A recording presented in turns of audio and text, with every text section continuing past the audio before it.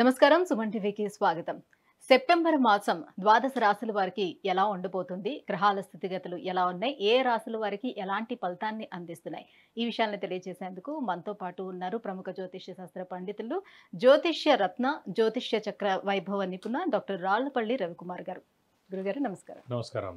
గురుగారు, ద్వాదశ రాశుల వారికి ఎలా ఉండబోతుందో తెలుసుకునే ముందు రవి బుధులు గాని, కుజుడు, శుక్రుడు గాని ఈ మాసం ఏ స్థానాల్లో ఉన్నారు? ఎలాంటి ఫలితాలను అందిస్తున్నారో తెలియజేస్తారా? తప్పకుండా.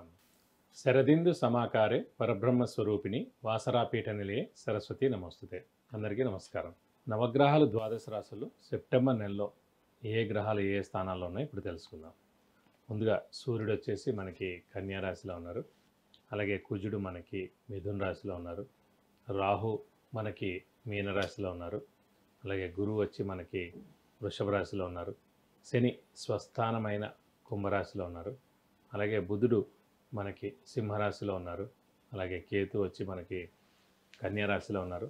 ఇంకా శుక్రుడు మనకి 18 సెప్టెంబర్ దాకా మనకి కన్యా రాశిలో నీచులో ఉంటాడు. తర్వాత 19వ తారీఖు నుంచి ఇంచుమించుగా తులారాశి స్వస్థానంలో ఉంటారు. ఇవి నవగ్రహాలు ద్వాదశ రాశుల్లో ఈ స్థానాల్లో ఉన్నాయి. గురుగారు, ధనుసు రాశి వారికి ఏ గ్రహాలు ఏ స్థానంలో ఉన్నాయి?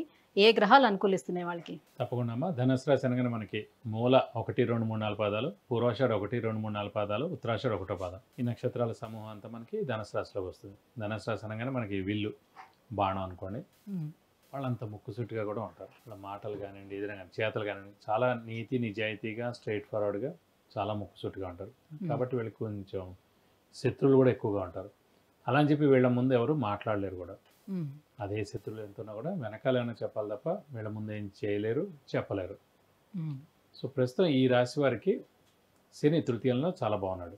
చతుర్థంలో రాహు ఉన్నాడు. అది కొంచెం మిశ్రమం అనుకోలేదు. ఎందుకంటే చతుర్థ స్థానం అనుకున్న ఇందాక గృహస్థానం, వాహనస్థానం, తల్లి స్థానం, విద్యాస్థానం. సో విద్యార్థులు కూడా మిశ్రమంగా ఉంది.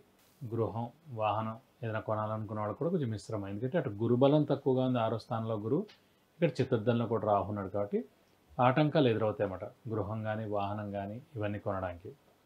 అలాగే సౌఖ్యస్థానం, అలాగే హృదయస్థానం కూడా చతుర్థ స్థానం అయింది. కాబట్టి ఎవరెవరికి ఏదో ఒక మాట అనడం ఇలాంటివన్నీ జరుగుతూ ఉంటాయి. కానీ తృతీయంలో ఉన్న శని, తృతీయంలో శని మటుకు జనాల మామూలుగా తృతీయ స్థానం అంటేనే జనాల సహాయ సహకారాలండి. అలాగే తృతీయ అంటే మనకన్నా తమ్ముళ్ళు కానీ, చెల్లెలు కానీ, మన తర్వాత వాళ్ళు. ఆ స్థానంలో శని ఉండడం చేత సిస్టర్స్కి, బ్రదర్స్కి చాలా బాగుంటుంది. అలాగే జనాల సహాయ సహకారాలు చాలా బాగుంటుంది. అలాగే శని ఆరోగ్యకారకుడు, ఆయుష్కారకుడు కూడా కాబట్టి, వృత్తికారకుడు, ఉద్యోగకారకుడు కూడా కాబట్టి, ప్రొఫెషన్ కారకుడు కూడా శని అయ్యాడు. కాబట్టి ఈ రంగాలన్నిటి కూడా చాలా బాగుంటుంది. సో ఉద్యోగస్తులకి, అలాగే ప్రొఫెషనల్స్కి చాలా బాగుంటుంది అని చెప్పుకోవాలి. అలాగే ఆరోగ్య, ఆయుష్ కూడా చాలా బాగుంటుంది ధనుసు రాశి వరకు అని చెప్పుకోవాలి. కానీ గురువు 6వ స్థానంలో ఉండడం మన చేత, రాశ్యాధిపతి గురువు అయ్యి 6వ స్థానంలో ఉండడం చేత చాలా కష్టపడితే కానీ ఏ పనులు జరగవు. అంటే గురువు దైవబలానికి కారకుడు, దైవానుగ్రహానికి కారకుడు, రాశ్యాధిపతి కూడా అయ్యాడు. కాబట్టి ఎప్పుడైనా ఎవరి జాతక రీత్యా సరే లగ్నాధిపతి కానీ, రాశ్యాధిపతి కానీ, ప్రస్తుతం గోచరం కాబట్టి రాశ్యాధిపతి అనుకుంటున్నాం. అలాగే లగ్నాధిపతి కానీ 6, 8, 12 స్థానంలో ఉండకూడదు. సో 6, 8, 12 స్థానాలు అంటే దుస్థానాలు అంటారు అన్నమాట.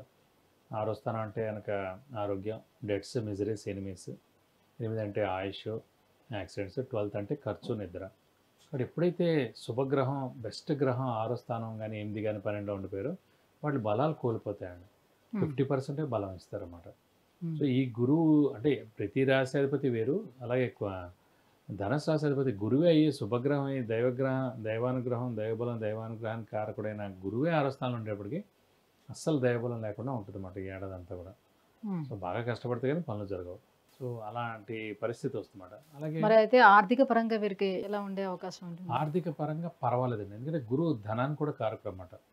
గురువు ధనానికి కారకుడు, పుత్రుడికి అంటే పిల్లలకి కారకుడు, దైవబలానికి కారకుడు, అలా బ్రదర్స్కి కారకుడు. ఇలా ఒక 5, 6 కారకత్వాలు ఉన్నాయి గురువుకి. అవన్నిటి కారకత్వాలు అదే అయ్యుండి సరైన స్థానంలో లేకపోతే ఇవన్నీ కూడా ఇబ్బందులు ఎదుర్కొంటూ ఉండాలి. గోచరం కూడా ప్రతి సంవత్సరం మారుతుంది కాబట్టి జీవితాంతం కాదు, మామూలుగా ఉంటుంది. మామూలుగా జాతక రీత్యానే లగ్నం నుంచి 6, 8, 12 స్థానం అంటే జీవితాంతం ప్రాబ్లమే ఉంటుంది. కానీ గోచారం కాబట్టి సరే 6వ స్థానంలో కూడా ఏప్రిల్ నుంచి 7వ స్థానానికి వస్తుంది కాబట్టి అక్కడి నుంచి చాలా బాగుంటుంది కాబట్టి మనం అనుకోవచ్చు. ఇప్పుడు 6వ స్థానంలో ఉంది కాబట్టి చాలా ఇబ్బందులు ఎదుర్కొంటారు. కాబట్టి ఆర్థికంగా కూడా చాలా మిశ్రమంగా ఉంటుంది, మీడియంగా ఉంటుంది. అప్పులు కూడా చేయాల్సి ఉంటుంది. అప్పులు వాళ్ళ బెడద తప్పదు, కొత్త అప్పులు చేయాల్సి ఉంటుంది. శత్రువులు ఎక్కువ అవుతూ ఉంటారు. మిత్రులు కూడా శత్రులుగా మారేందుకు అవకాశం ఉంది. కోర్టు వ్యవహారాలు లాంటివి ఎట్లా అంటే ఉంటాయి? కోర్టు వ్యవహారాలు కానివ్వండి, లిటిగేషన్ కానివ్వండి, ఇలాంటివి ఎక్కువగా ఉంటాయి. అలాగే మధ్యవర్తిత్వం వహించకూడదు, షూరిటీస్ పెట్టకూడదు, స్పెక్యులేషన్స్ జోలికి వెళ్ళకూడదు. మ్మ్. కొంచెం ఒక 6 నెలలు మౌనంగా ఉండాలి. మ్మ్.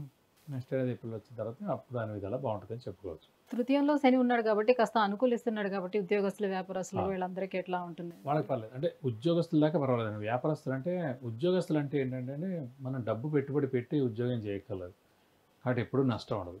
వాడు ఉద్యోగం తీసేస్తే మనం కొత్తది వెతుక్కోవాలి తప్ప. కానీ వ్యాపారస్తులు అలా కాదు. శ్రమ, కాలం, ధనం 3 కూడా కష్టం. శ్రమ 12 గంటలు పొద్దున షాప్ 6కి తెరిచామనుకోండి, రాత్రి 11 దాకా పెట్టాలి. సో ఎన్ని గంటలు అయింది అక్కడికి? సో 18 గంటలు కూడా కష్టపడే వాళ్ళు ఉంటారు.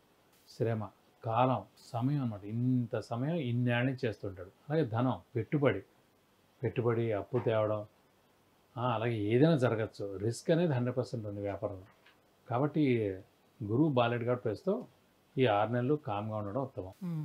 నెక్స్ట్ ఏడాది ఏప్రిల్ వచ్చిన తర్వాత నుంచి గురువు బలం పరిపూర్ణంగా ఉంటుంది కాబట్టి అప్పుడు ఎక్స్పాన్షన్ కానివ్వండి, లేదంటే కొత్త వ్యాపారం స్టార్ట్ చేయడం కానీ ఇలా ఏం చేసుకున్నా కూడా పర్లేదు.